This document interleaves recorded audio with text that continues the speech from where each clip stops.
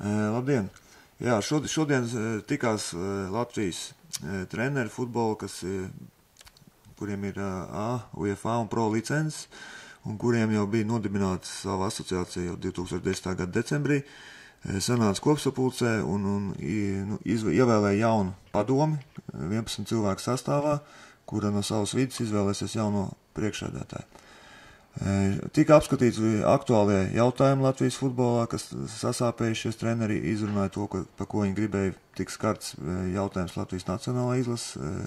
Latvijas nacionālās izlases treneris Aleksandrs Starkovs izstāstīja par to, kas viņa skatījumā traucēja spēlēt uz doto brīdi Latvijas nacionālajā izlasē labāk, kas ir jāuzlabo un pie kā jāstrādā. Treneri no savas vidas izteica savus ierosinājumus, savas sāpes izsāpētās, kas kur pieklibo mums dotajā brīdī, jo skaidrs, ka Latvijas futbols tagad nav ziedlaiku, nepiedzīvot ziedlaiks.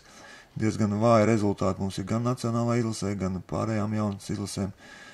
Un treneris saprata, ka ir jāstrādā vairāk, jāstrādā labāk, un viss tas ir tagad treneru asociācijas padomas rokās, izstrādāt precīzāk tos virzienus, kur vajadzētu mums darboties un kas veicinās attīstību uz priekšu.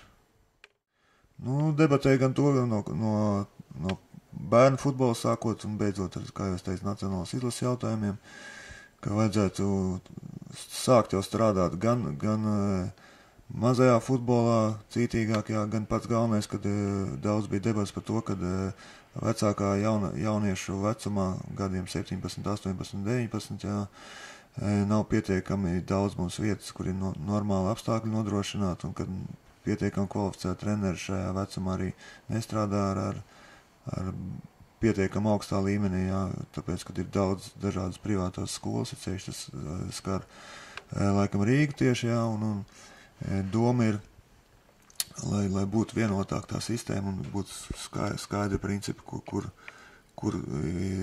veidot tā kā iespējams bāzes komandas, vai tas izdosies vai ne, un vai tas ir dotajā brīdī iespējams, tas ir diskutabls jautājums, bet pie tās tiks strādāts un cerams, ka tiks atrasts optimālais risinājums.